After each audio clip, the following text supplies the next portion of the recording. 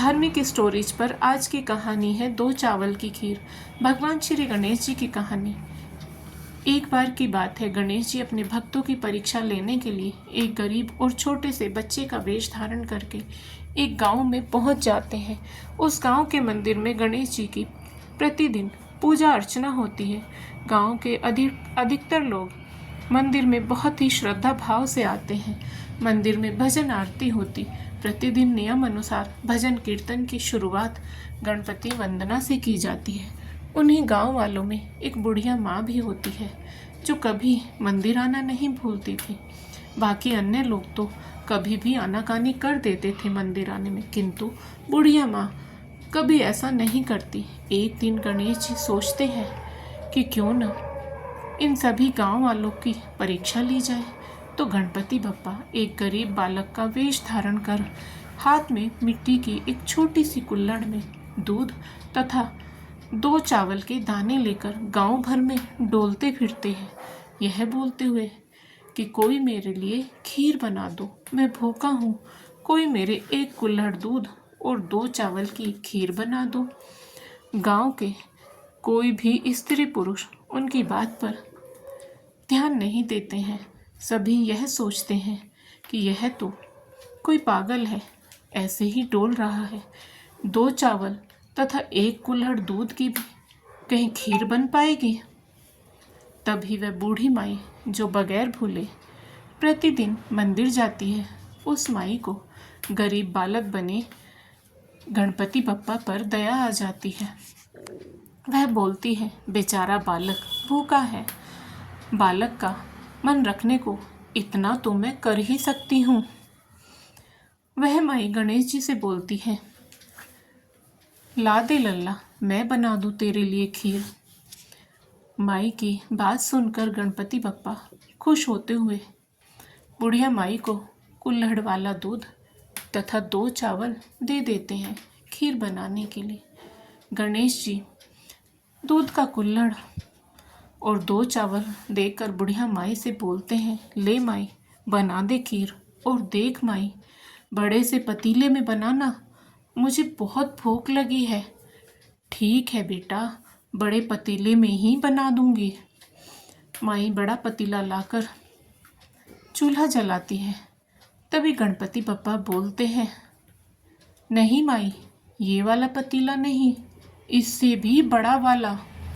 माई भी भोली सोचती है, बालक है, जिद पूरी कर देती हूँ तथा उससे और अधिक बड़ा पतीला ले आती है। चूल्हे पर बड़ा पतीला चढ़ाकर उसमें कुल्हड़ का दूध और चावल डालकर खीर बनाने के लिए रख देती है और गणेश जी से बात करने लग जाती है। पूछती है, तेरा नाम क्या है रे लल्ला? गणेश जी बोलते हैं, माई मेरा नाम वरदान है। तेरा नाम तो बड़ा ही अच्छा है रे। और कौन है तेरे घर में? कोई नहीं है माई, बिल्कुल अकेला हूँ, अनाथ हूँ। माई बोलती है, मेरा भी कोई नहीं है रे, मैं भी अकेली हूँ। तू ऐसा कर, तू मेरे साथ ही रह जा, हम दोनों अकेले हैं, दोनों एक दूसरे का सहारा बनेंगे। मुझे बेटा मिल जाएगा, तुझे माँ मिल जाएगी। वरदान बने गणेश जी बोलते हैं, ठीक है माई, मैं अब से तेरे साथ ही रहूँगा। माई खुश हो जाती है। वरदान बोलता है, माई तू खीर बना, मैं बाहर खेल रहा हूँ। ठीक है मेरे लल्ला, खेल ले तू। माई खुशी खुशी बहुत प्रेम से वरदान के लिए खीर बनाने लग जाती है। थोड़ी देर पश्चात वरदान आता है और माई से पूछता है, माई बन गई क्या खीर? हाँ मेरे लल्ला, बन गई। तो माई दे दो मुझे खीर खाने के लिए, मुझे बहुत जोर की भूख लगी है। माई वरदान को खीर दे देती है। वरदान बोलता है, माई मेरे मित्र जो बन गए हैं नए नए, मैंने उनको बताया कि मेरी माई मेरे लिए खीर बना रही है, तो उनके मुंह में भी पानी आ गया खीर का नाम सुनकर। क्या मैं उनको भी बुला लूं? माई तो बेटे के प्यार में खो गई थी। वह गणपति जी से बोलती है, बुला ले मेरे लल्ला, जिसको तेरा बुलाने का मन करे बुला ले। वरदान अपने सभी मित्रों को बाहर से तथा बाहर आने जाने वाले लोगों को भी बुला लेता है और माई सबको खीर परोसती है। सब पेट भर भर के खाते हैं, परंतु खीर का पात्र है कि खाली होने का नाम ही नहीं ले रहा है। धीरे धीरे पूरे गांव वालों को खीर खिला दी माई ने। एक भी व्यक्ति पूरे गांव में खीर खाए बगैर न रहा। शाम हो गई थी। पूरे गांव वाले पेट भर खीर खा चुके थे। अब वरदान ने माई को बोला, माई मुझे नींद आ रही है। माई बोलती है, आजा मेरे लल्ला, मैं तुझे सुला दूं। माई वरदान को गोद में लिटाकर लोरी सुनाकर सुलाने लगी। थोड़ी देर में ही वरदान को नींद आ जाती है। प्रभु की लीला देखो, ईश्वर स्वयं एक मानव की गोद में सो रहे हैं।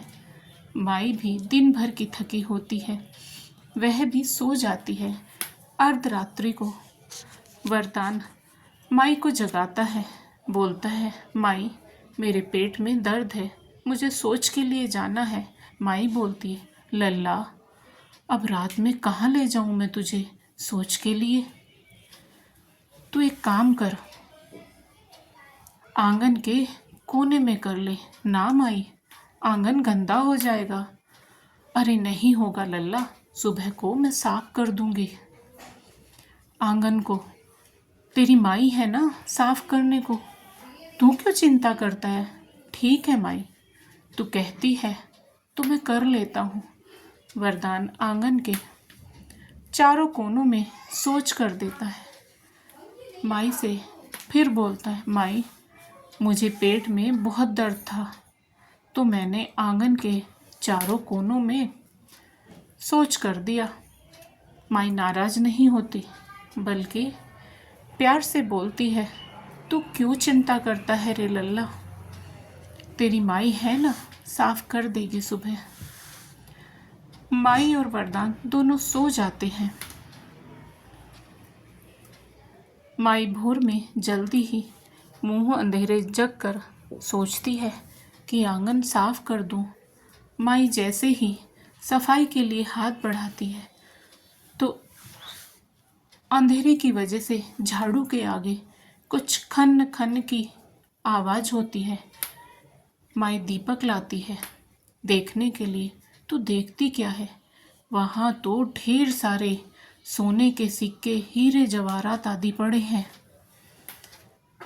माई दूसरे कोनों में भी देखती है तो वहाँ पर भी सोने की मोहरे, हीरे जवाहरात आदि पड़े हुए थे। माई सोचती है, ये कैसा चमत्कार है।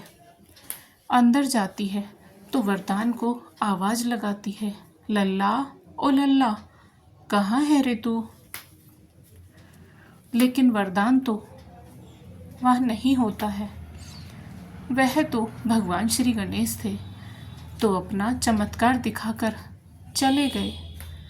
माई उनको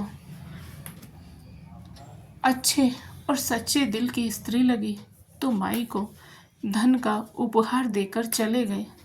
लेकिन यहाँ तो माई का रो रो कर बुरा हाल है।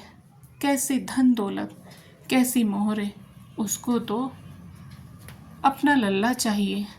माई बिलख बिलख कर रोती है अपने लल्ला को याद करके। माई का रुदन गणेश भगवान से देखा नहीं जाता है तो वह लौट कर आते हैं। माई उनको देख खुश होकर अपने सीने से लगाती है और प्यार से डांटती है, क्यों रे लल्ला, कहाँ चला गया था अपनी माई को छोड़कर? गणेश भगवान माई को कुछ नहीं बताते और बोलते हैं, माई अब कहीं ना जाऊंगा तुझे छोड़कर, जब तक तू है तेरे साथ रहूँगा। सच्चे प्यार ने भगवान को भी अपने साथ पृथ्वीलोक में रहने को मजबूर कर दिया। यही तो ताकत होती है सच्ची श्रद्धा में व सच्चे प्यार में। गणपति जी के प्यारे भक्तों, आपको आज की कहानी पसंद आई हो तो वीडियो को लाइक करें, शेयर करें और साथ ही हमारे चैनल को सब्सक्राइब करें।